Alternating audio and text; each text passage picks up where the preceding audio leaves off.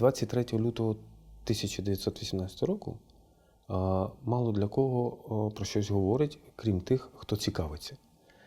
І от, власне, в Севастополі, щоб розказати, що це за дата і яку біду ця дата має для населення, корінного населення Севастополя, будемо говорити так.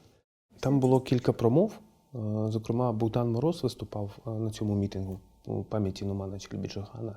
Він тоді представляв Конгрес українських націоналістів.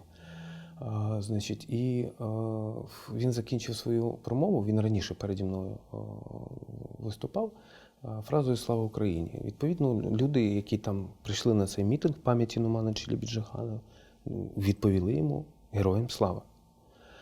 І тут та частина проросійськи налаштована відкрила галас, почала там бешкетувати, і там такі невеличкі штовханина там навіть почалася.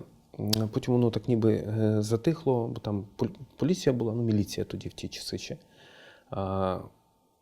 Були там ще представники силових структур. І коли мій виступ закінчився, я теж там певні паралелі провів в сучасності і теж закінчив